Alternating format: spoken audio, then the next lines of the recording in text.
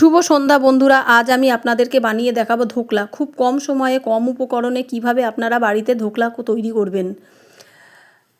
ধোকলাটা যেমন হবে স্পঞ্জি, সেরকম খেতে হবে টেস্টি। তো এখানে আমি 150 বেসন নিয়েছি। বেসনটা আগে থেকে আমি চেলে রেখেছিলাম। এটা নতুন করে আপনাদের আর চেলে দেখাচ্ছি না।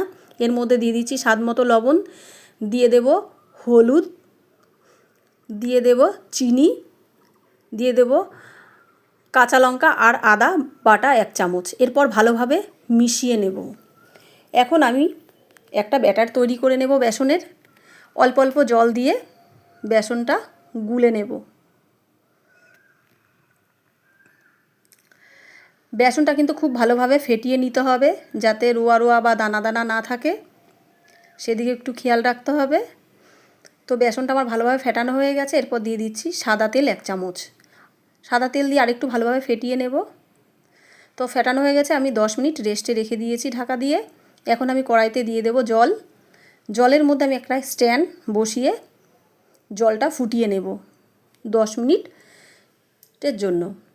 আমি এখানে একটা সিলভারের বাটি নিয়েছি। আপনারা চাইলে কেক টিনও নিতে পারেন বা স্টিলের টিফিন ক্যারিও নিতে পারেন। তো এই বাটির মধ্যে দিয়ে দিচ্ছি আমি সাদা তেল, যাতে ধোকলাটা লেগে না যায়। এরপর দিয়ে দিচ্ছি ইনো দিয়ে আরেকটু ফেটিয়ে নেব।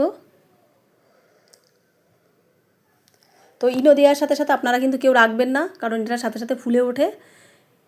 তো ব্যাটারটা দেখুন, আমার বেশি পাতলাও না বেশি গাঢ় না, এরকম টাইপের হয়েছে। তো আমি এখন বাটির মধ্যে ঢেলে দিয়েছি। তো বাটিটা একটু ঝাঁকিয়ে সাইডগুলো ঠিক করে নেব। 10 মিনিট হয়ে গেছে। এখন আমি জলের ঢাকনাটা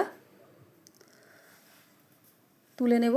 এই যে জলটা ফুটে গেছে। এরপর আমি ব্যাটারের বাটিটা বসিয়ে দেব। বসিয়ে এরপর আমি একটা থালা দিয়ে ঢাকা দিয়ে দেব। ফিরে আসছি 20 মিনিট পর। এদিকে আমি চাটনির জন্য কড়াইতে দিয়ে দিয়েছি জিরে, অল্প পরিমাণে দিয়ে দিয়েছি মৌরি আর একটা শুকনো লঙ্কা। চাটনিটা করতে গেলে কিন্তু এই ভাজা মশলা দিতে হবে, তাহলে খেতেও ভালো লাগবে। তো মশলাটা আমার ভাজা হয়ে গেছে। এখন আমি শিলনোড়াতে এটা গুঁড়ো করে নেব। খুব বেশি মিহি করব না, একটু রোয়া রোয়া যেন থাকে। তো গুঁড়ো করা আমার হয়ে গেছে। এখন কড়াইতে দিয়ে দিচ্ছি সাদা তেল। আমি আগে থেকেই তেঁতুল ভিজিয়ে রেখেছিলাম, তেঁতুলের পাল্প। এখন আমি কড়াইতে দিয়ে দিয়েছি। এরপর দিয়ে দিচ্ছি জল, হাফ বাটি মতো জল দিয়েছি আমি এখানে দুবারে। একটু ভালোভাবে নেড়ে নেব। এরপর দিয়ে দিচ্ছি বিট লবণ। একটু ফুটে এলে দিয়ে দেব চিনি, দিয়ে দিচ্ছি ভাজা মশলা। একটু ভালোভাবে নেড়ে চেড়ে নেব। তো আমার চাটনিটা রেডি হয়ে গেছে। এদিকে আমি একটা সিরাপ তৈরি করে নেব ধোকলার জন্য। কড়াইতে দিয়ে দিচ্ছি সর্ষ, দিয়ে দিচ্ছি কাঁচা লঙ্কা দিয়ে দিচ্ছি। একটু ভালোভাবে নেড়ে চেড়ে নেব। এরপর দিয়ে দিচ্ছি কারি পাতা। একটু ভালোভাবে নেড়ে নেব। একটু ভাজা ভাজা হয়ে আসলে দিয়ে দেব জল। জলটা একটু ফুটে এলে দিয়ে দেব চিনি। এরপর দিয়ে দিচ্ছি পাতিলেবুর রস। এখানে কিন্তু আমি একটু বিট লবণ দিয়ে দিচ্ছি, এটা আপনাদেরকে আর দেখালাম না। তো এদিকে আমার ধোকলাটা দেখি রেডি হয়ে গেছে।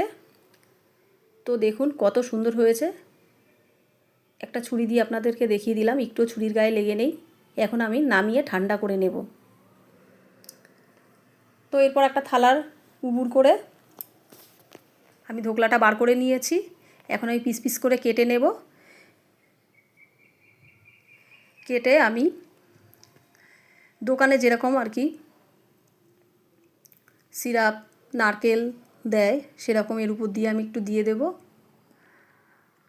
চাটনিটাও আমি এর উপর দিয়ে দেব। আপনারা চাইলে ওটা আলাদাও খেতে পারেন। তো দেখুন ধোকলাটা কত স্পঞ্জি হয়েছে আমার। এরপর দিয়ে দিচ্ছি সিরাপ।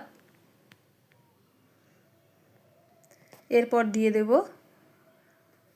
নারকেল কোড়া।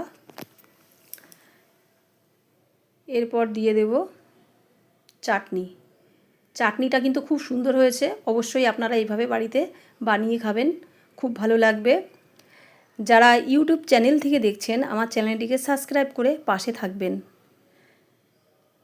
তো আমার ডেকোরেশন করা হয়ে গেছে, এখন আমি এটা সার্ভ করব। টাটা, আপনারা সবাই ভালো থাকবেন।